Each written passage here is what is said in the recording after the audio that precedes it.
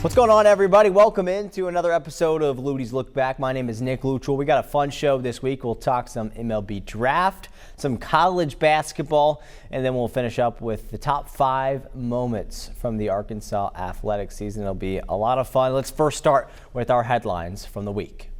For the first time in program history, Arkansas baseball had more than one guy drafted in the first round. It wasn't one player, it wasn't two. As you see behind me, 4 Razorbacks picked in the first round of the MLB draft. Really impressive. I think a lot of folks expected it to be Gage Wood and Vahiva Aloy, and then just kind of how the MLB draft is and the way the format is set up, it ended up being 4. To be quite honest, I don't know if I know the format has changed over the years, so I don't know if there's been this many picks for the first round ever.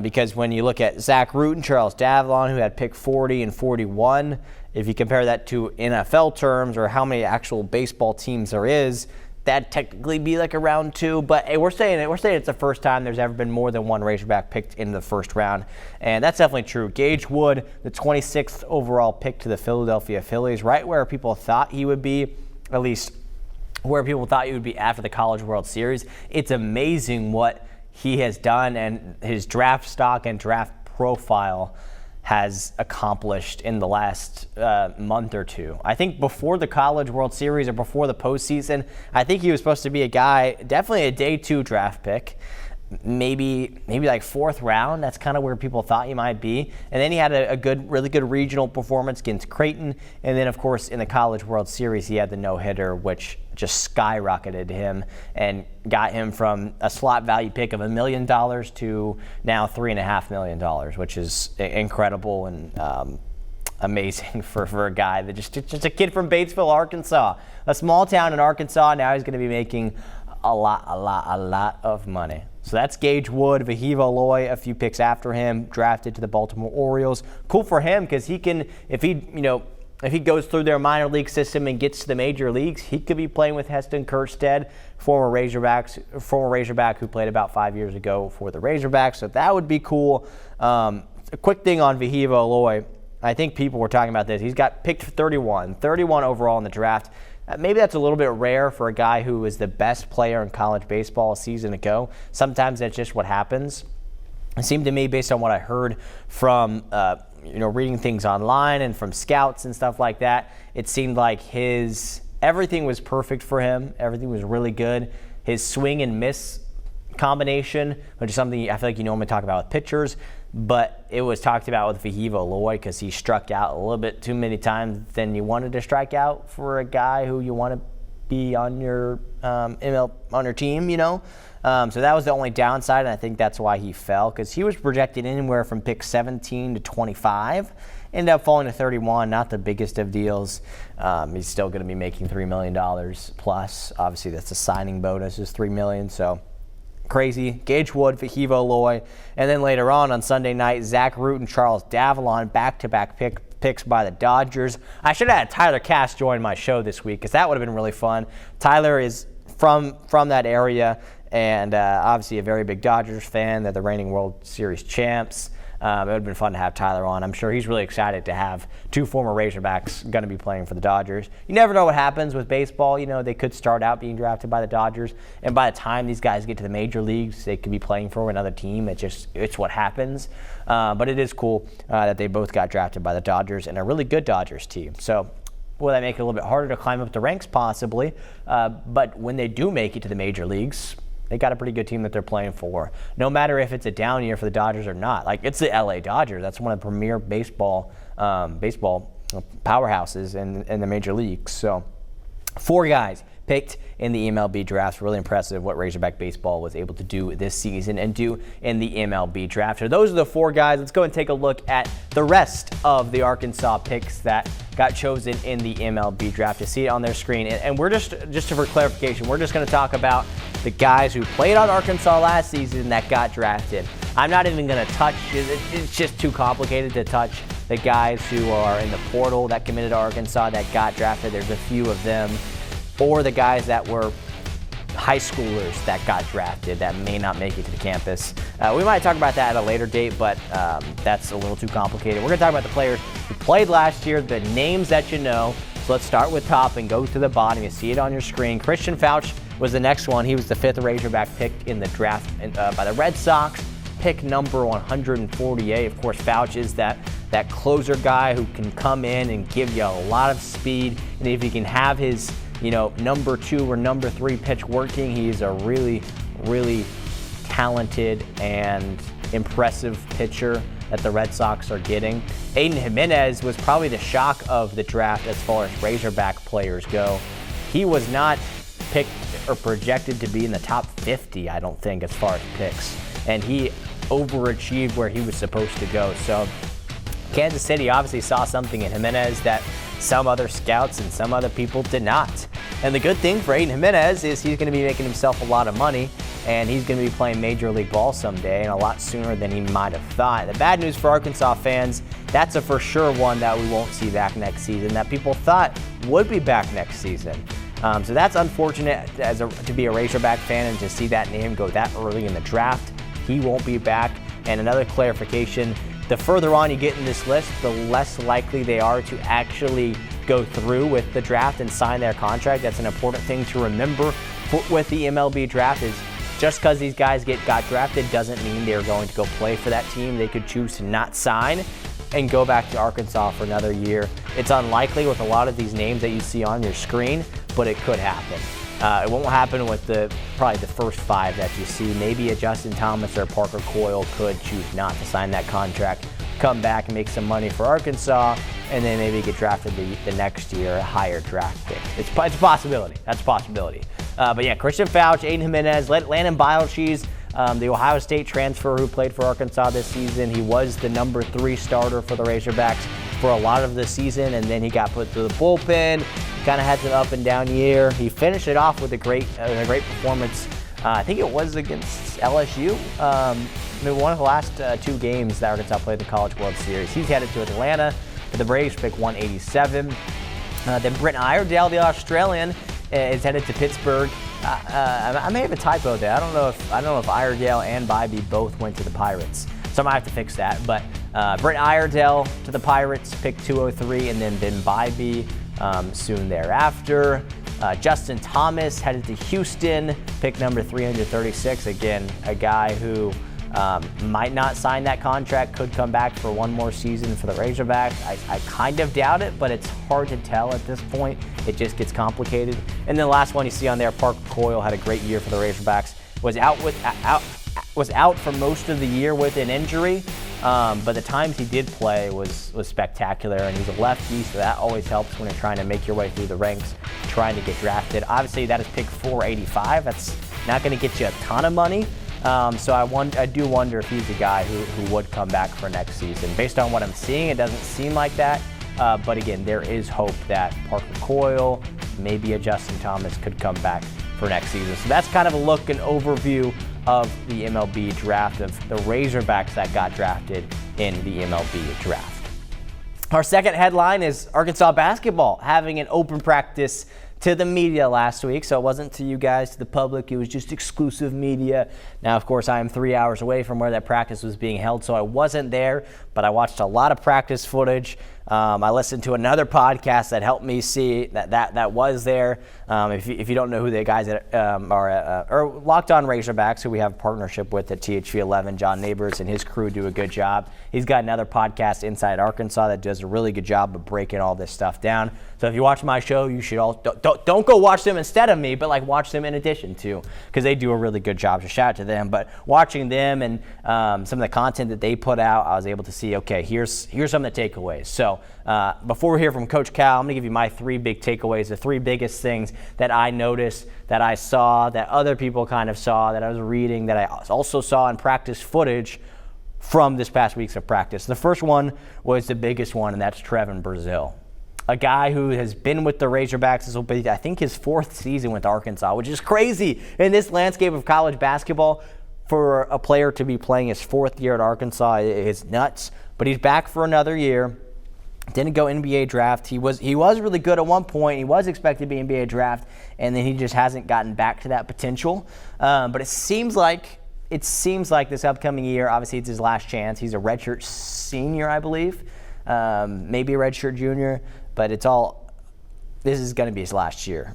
Whether it's at Arkansas in college, he's going to pro after this. But he had 10 pounds of muscle, reportedly, and you could see it. Watching the practice footage of Trevin Brazile, granted, we didn't get a ton of highlights. We got like a little floater from him and a putback dunk when Billy Richmond misses a three-pointer. We only saw a little bit from Trevin Brazile from the video that we got from practice, but what we saw was good, and apparently he really does pass the eye test. He's really impressive. Just to look at. He seemed like he's grown a lot in his stature, and he's bulked up a lot. Not a lot, but enough to where it's noticeable. He also seems like he's very vocal. He seems like he's that vocal leader. He's been here for a couple years now. He is that leader. And it sounds like he's just enjoying himself, too. That's what Coach Cal said. He's enjoying himself playing with Arkansas. So that's the one biggest thing. The second one is the freshman Malik Thomas, and McDonald's All-American. Apparently he was looking really good. So was Isaiah Sealy, a guy from Springdale, Arkansas, who, the big freshman coming into this season, if you paid nothing of attention to the college basketball world for Arkansas this upcoming year, the big freshman Malik Thomas and Darius Acuff. Those two were the top 10 in the country in freshmen. So they're huge gets for this Razorback program. Isaiah Sealy, also a good player, but wasn't up to the level of those two. But apparently Isaiah Sealy really impressed people in this first practice that media got to see. So that's exciting to see. Sealy's getting some eyes on him, and maybe he's a guy who can get in the rotation this season, which would be fun to have a Springdale kid do that. My hometown, by the way, Springdale, Arkansas. That's the second thing. The last thing is the big guys. Malik Ewan, Nick Pringle. Ewan played for Florida State last year. Nick Pringle, South Carolina, Alabama the year before that, and I think he was at a team before that. He's moved around a lot, but he's a big man with a lot of big potential. And you can just see it. They were just throwing lobs to those two. So those two are true big men, and they can do a little bit of, maybe not a little bit of everything, but they can do more than one thing. They're not just guys who are going to get you a rebound or post up. Especially Ewan. Apparently he can shoot the ball decently well from beyond the arc. So watch out for that. Nick Pringle, I'm not sure if he's that guy, but they seem like they're big men that you want on your team. And that's just the energy that they bring, and that is the athleticism, and that is being able to be good at more than just rebounding and being in the post. That's getting rebounds. It's dribbling the ball, like being good at dribbling the ball. Like big men used to not be good at that. Now they can be. And now they are with Malik Ewan and Nick Pringle. So those are three big takeaways I had from Arkansas's open practice last week. Let's hear from Coach Calipari and what he had to say. There were games last year. All we had to do was get a basket. We didn't have those kind of guys. This team has a bunch of guys that can just go get one to stem the tide. You get up, all of a sudden they're making, all you need to do is make two baskets. You missed everyone. And then you miss free throws. I mean, this team, you have guys that want to be that guy. Like, they live in the gym. We got guys, last year we had 2 or 3. There we go. Now you have 6 or 7 that literally are always in that gym. If I come up, they're either in the training room or they're in the gym, or they went from the gym to the training room. I just want them to understand you're improving. Now that should excite you, and that should give you more enthusiasm. All right, so lots of excitement for the Razorback men's basketball program. The same can be said for our third headline of today's show. That's the Little Rock Trojans. They had open practice the same exact day as the Razorbacks. A couple observations from them. They've got not a completely new team, but about half their guys gone via transfer portal or graduation. They've got guys that they've brought in, some healthy guys. The team's going to look different this season. They've got probably the 2 biggest returners out of their 5 starters. 2 of them are coming back and should be starters. Jonathan Lawson and then Toom Gotkick. I think both of those guys should be starters again this season. You also got KK Robinson back. You remember that name? He's been in the college ranks for a while now. I think this is going to be his 5th year playing college basketball, because he had the injury last year and he sat out all of last year. Didn't play a single game last year, if I remember correctly. KK Robinson is back. He's not fully healthy. We did get an update from Darryl Walker. You see him behind me. You're going to hear him talk in a minute. We got an update from him. Robinson is recovering well with that knee injury, but still is going to sit out all of summer. So obviously an injury that he had to takes a while to recover from. I don't know the exact injury, but It was a knee injury. He was out for all of last season. He's going to be out for the summer. It sounds like they're going to get him back in the fall. He's not 100%, but he still can go out there, shoot some hoops, dunk the ball. He's going to be really good. Obviously, he's a former Razorback. He's an in-state guy, which is really exciting as well. Have him healthy is going to be huge. That's one of the biggest things. The second one is him with the addition of Jonathan Lawson. Lawson was one of the best players in the conference last season, so having him back, his tall frame, his ability to shoot the three ball so consistently and smoothly, it's just so much fun to watch. So I'm excited to see him and KK go at it, or join together to go against teams. And then the last thing that I noticed in practice, and the big storyline I think from practice and for this upcoming season, is they got multiple freshmen coming in, but the two big ones are Kellen Robinson and Terrion Burgess. Two guys that are in-state products. Terrion Burgess played for Benton. Kellen Robinson played for Bryant. Both these guys were playing in a state championship a season ago. Both of them won a state championship a season ago. Kellen Robinson, the younger brother of KK Robinson, which you might know. So that connection is cool. The brothers getting to play together is going to be really cool. And I think these are two guys, Kellen Robinson, Terrion Burgess, although they're freshmen, I think they're impact freshmen. Darrell Walker said that Burgess was an SEC guy. Burgess didn't commit till like a month ago. He had got some offers and got a lot of interest from an SEC school, from the Razorbacks. Just didn't sound like it worked out the way maybe he wanted to. And then he decided he wants to stay close to home, probably, to play for the Trojans, to play for this guy, Darrell Walker. I think that's a big sell as well, as playing for a head coach like Darrell Walker. I imagine that's why Burgess chose to stay home to play for the Trojans. And he's going to be he needs to bulk up a little bit, a bit of a skinny fella. But when he does bulk up, maybe give him a year, he's going to be really good. And he could be good this year, but a year from now, man, he's going to be really good, assuming he stays with the Trojans. It's a year-by-year thing, but I do hope he gets some playing time this season. I think Kellen Robinson will. I think he's a dynamic, really good athlete. So it's going to be fun to watch both of those Central Arkansas kids play for the Trojans. They've got a few others, but those are a few of the takeaways I had from practice. Biggest storylines going into the season. I know it's only July, right? It's still July? Yeah, it's mid-July. I know it's only July, but both these basketball teams, the Razorbacks, are going to be a top 15 team in the country. Little Rock's going to be probably the best team in the OVC this season. So that's fun. Let's hear from Darrell Walker. Here's what he had to say about his team. It's only been 2 days of practice, but I like this team. I like the way we are so athletic. It's just, and we're long, and we got a chance to be really good defensively. I thought we were good last year defensively. I think we can take it to another level on the defensive side of the ball.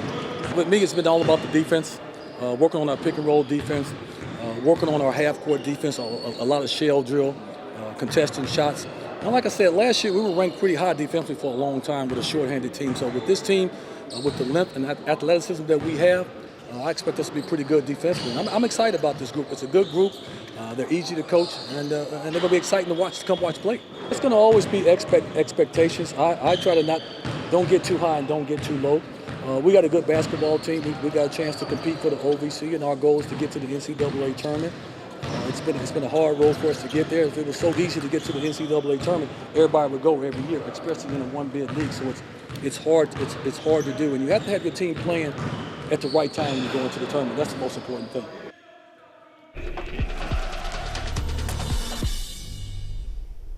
All right, welcome everybody to the final segment on our show. Those were our three big headlines, and now it's our final week, the third week of the 3 weeks of doing this fun segment, the Natural State's best college sports moments. 2 weeks ago, we did moment number 20 all the way to moment 13, and then last week we did moment 12 to moment number 6. This week is the top 5. So hopefully you stuck around long enough to watch this Lutties Look Back to this moment. Or maybe you skipped this moment. You should go back and watch that other stuff.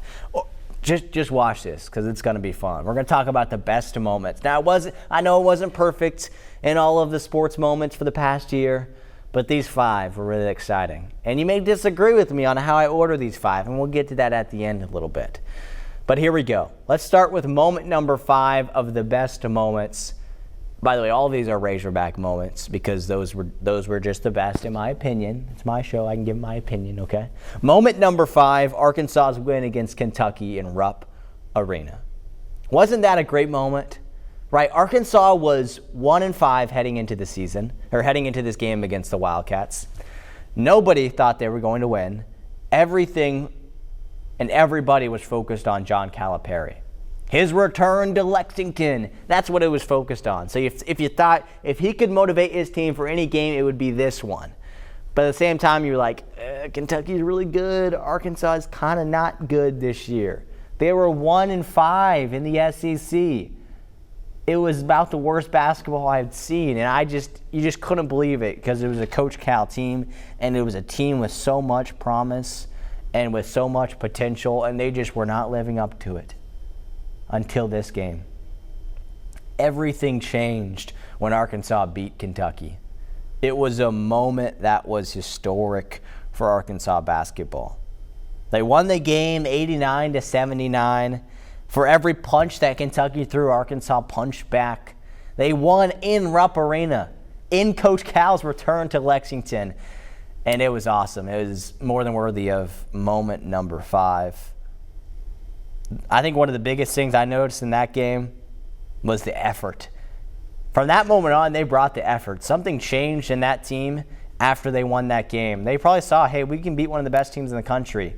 Let's go out and do that every single game now. Something changed after that game, and that just goes to show that winning brings you confidence. I don't know how they won this game, but they did.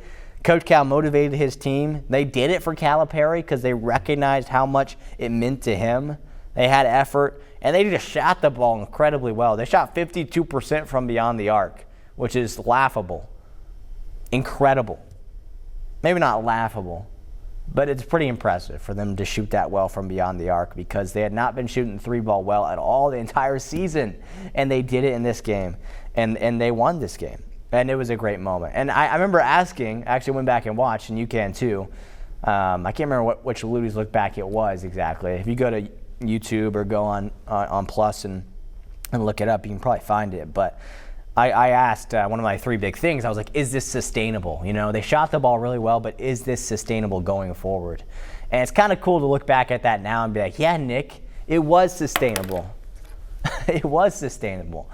And, you know, the shooting ungodly numbers wasn't, but the effort was. And they brought the effort from there on out. And they weren't perfect the rest of the year, but they were pretty darn good. And they were much better than they were the first 6 games of the year. So what a moment that was, Arkansas going into Lexington and Coach Cal's return and knocking off the Wildcats. That's moment number 5. Just wait till you hear these other ones. They get so much better. Let's go to moment number 4. Baseball world, Arkansas, Tennessee. When the Razorbacks made it to the College World Series, they took down the Volunteers. A rematch from a month ago a month prior when Arkansas and Tennessee played each other. And Arkansas did it again. They took down the Vols. And it was electric. The first time they'd gone to the College World Series since, 2022 or 2023. The 12th time in school history they've made it to the College World Series.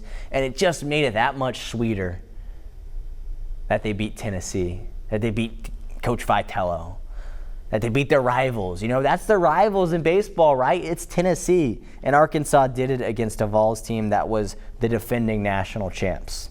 They knocked them off, and they made it to the College World Series. In Game 1, Zach Root was electric. You remember him? You remember what he said to Andrew Fisher as he was walking off the mound? Yeah, I can't repeat it, but it was pretty awesome. And he brought the intensity. He was electric.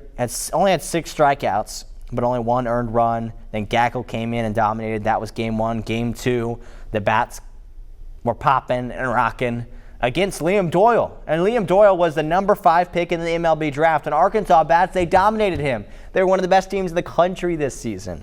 And they showed it in this Super Regional against Tennessee.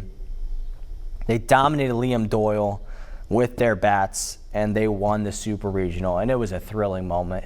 It was a fun moment. And it was moment number 4 of my top moments. Let's go to moment number 3 now. Stick with baseball. Gage Wood. Now, I will say, these top 3, they could go in any order. I'll explain later why I have it in this order. But moment number 3 is Gage Wood, his no-hitter in the College World Series. Just the third time that's ever happened in the College World Series and the first time since 1960. Gage Wood did it. The Batesville native did it. We talked about him earlier in the show. He's going to be making himself a lot of money, and it's because of this performance. And this was a moment in which Arkansas needed this type of performance because they are facing elimination. If they would have lost that game, their season's over. Because the offense didn't do great in this game, they just needed a killer performance and a stellar performance from Gage Wood, and that's what they got and more. 119 total pitches, 9 innings pitched a complete game, 19 strikeouts, an unreal performance, and he was 1 hit by pitch away from it being a perfect game. So close. Aggravating. If it was a perfect game, we're talking about moment number 1, I think. But it was a no-hitter, and a no-hitter is still awesome. Don't get me wrong. Just wait till you hear moment number 2 and number 1. But it was a moment that I'll never forget. Being there in person, I'll never forget watching a no-hitter happen. And it was an Arkansas guy who did it, and it was Gage Wood. When they needed him the most, he shined, and he made himself a little extra money as well. That's moment number 3. Okay, let's go to moment number 2, Arkansas football. Now I know you're already thinking, what is moment number 1? How can this be? This doesn't make any sense. Or maybe you're like, oh, I know what moment number 1 is. Just wait, okay? Moment number 2. Arkansas football, storming the field against Tennessee. I remember being in this studio, talking to Tyler Cass live in Fayetteville. I mean, what an incredible time that was. I remember FaceTiming my dad as he was walking out of the game. The cell reception was awful, but I could see that, I wasn't there, but I felt like I was there because you saw the pictures, you saw the videos. I mean, I was on a FaceTime call, so it kind of counts. Felt like I was there. But man, what a fun game this was. What a stressful game this was. Arkansas, no one even was giving Arkansas a chance to beat Tennessee.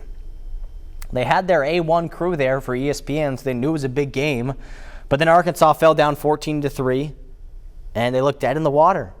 Early on, they were down 14-3. It was over. And then Arkansas came back and won. And they did it behind Taylor Green.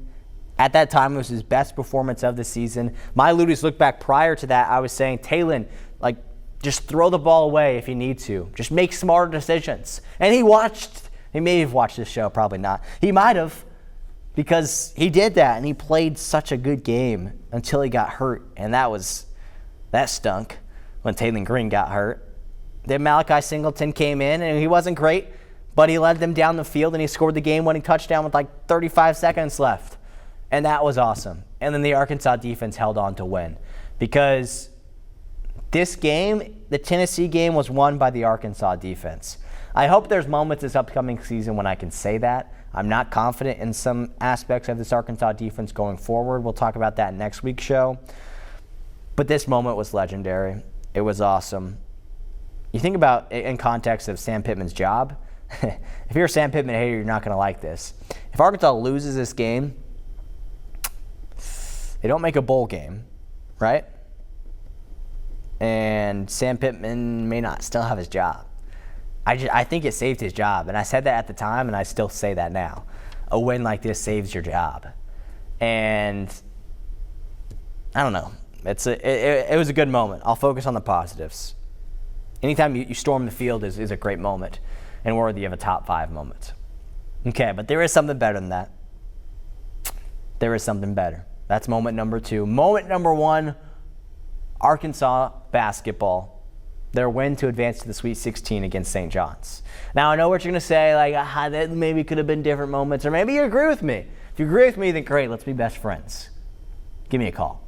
Moment number 1, I just think this moment was so much more exciting. Not so much more, but more exciting than those other 2. Arkansas's win against St. John's. Again, an upset win. Not many expected them. It was a really big upset win. They just out-physicaled St. John's. Billy Richmond was huge in this game. Carter Knox. It was a thrilling moment. And obviously, I'm biased a little bit because I am a little bit of a fan, and I lean towards being more of a basketball fan than the others probably. But there's nothing like March Madness. The difference, I think, in this moment versus the 2 and the 3 this was March Madness. This is a postseason game. Now, moment number 3, Gage Wood was a postseason game, but it was against Murray State, right? And it was still like you didn't feel super confident Arkansas was going to win the national championship after that. After they beat St. John's, they made it onto the Sweet 16. There were some other upsets that happened. You were like, okay, this is possible. If we beat St. John's, they can beat some other teams. They had to get past Florida, which they didn't end up getting to play because Texas Tech beat them. We won't talk about that. Let's talk about worse moments. Best moments was this one. And you can also celebrate this win for a while. It was to advance to the Sweet 16. Like, that was awesome. Advancing to the Sweet 16, we got to relive that moment for like 5 days. The Gage Wood moment, we relived it for like a day, and then it disappeared. The football moment was great, but it wasn't a postseason game. So that's my, here's why I think this should be top moment number 1. And you can't disagree that it was a fun moment. But it was a really exciting moment. Let's go and pop up the top 5 so you see coherently what I'm thinking, what I'm looking back. Top moment number 5 all the way to top moment number 1. We're running out of time, so I'm not going to go back through every one of them, but go back to the past 2 shows. You can watch all of the top moments from 20 all the way down to number 1. There were a lot of great moments in Arkansas sports this past season. Those are top moments number 5 through number 1 in Arkansas sports this past year of Arkansas sports, at the athletic season of Arkansas sports. So lots of really exciting stuff there. That was the Natural State's best college sports moment, top number 20 to moment number 5. We'll finish up as we always do with my Luttie's look ahead. SEC Media Days are this week for Arkansas football, or for I guess every SEC team. Arkansas will be going Thursday, so that's what we're going to be talking about on next week's show. Football, football, football. It's a lot of football going forward. Hope you guys enjoyed this week's episode of Luttie's Look Back. It's been a lot of fun breaking down the top moments in Arkansas sports for this past season. I can't wait to do it 1 year from now. Hopefully there are a lot of other great moments. But going forward, we're going to be talking a lot about football. This has been Luttie's Look Back. Thanks so much for watching. We'll see you next week.